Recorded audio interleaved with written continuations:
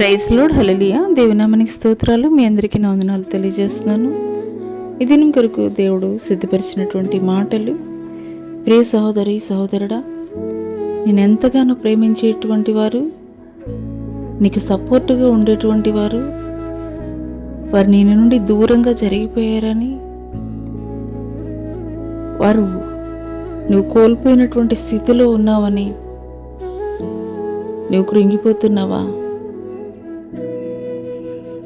అయితే ఈ మాటలు దేవుడు నీ కొరకే మాట్లాడుతున్నారు.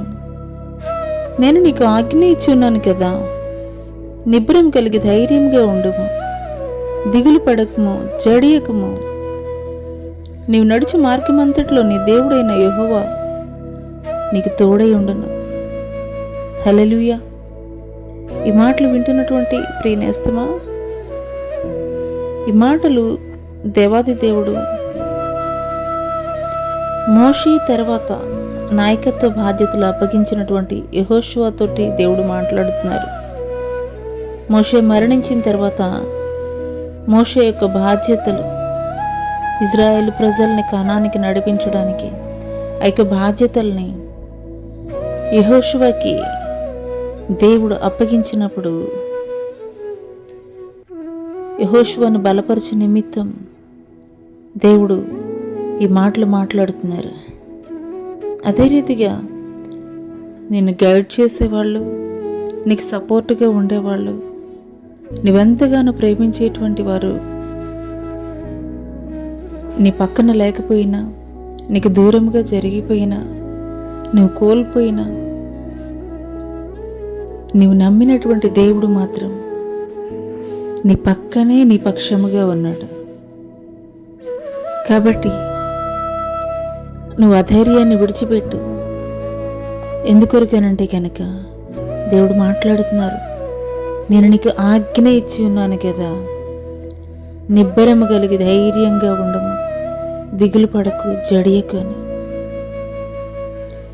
మాట ఇచ్చి తప్పడానికి నరుడు వంటి వాడు కాదు దేవుడు. నువ్వు నమ్మినటువంటి దేవుడు వాగ్దానాన్ని నెరవేర్చేటువంటి వాడు. మరణిశ్చయముగా ఈ యొక్క ఉదయకాల సమయంలో దేవుడు నీతోటి మాట్లాడుతున్నారు. నేను నీకు ఆజ్ఞ ఇచ్చి ఉన్నాను కదా, నిబ్బరము కలిగి ధైర్యంగా ఉండము, దిగులు పడకము, జడియకము. నీవు నడుచు మార్గమంతటిలో నీవు దేవుడు అయినటువంటి యెహోవా నేను నీకు తోడై ఉన్నానని మాట్లాడుతున్నారు. దేవుడే నీ పక్షముగా ఉన్నప్పుడు, దేవుడే నీకు తోడుగా ఉన్నప్పుడు నువ్వు కృంగిపోవలసినటువంటి అవసరం లేదు, నువ్వు కలవరపడవలసినటువంటి అవసరత లేదు. మరణిశ్చయముగా నీవు నమ్మినటువంటి దేవుడు నీ పక్షముగా ఉండి, నీకు తోడుగా ఉండి ఘనమైనటువంటి కార్యములు దేవుడు నీ ద్వారా జరిగించబోతున్నాడు. అటు కృప దేవుడు నీకు దయచేయనుగాక. ఆమేన్.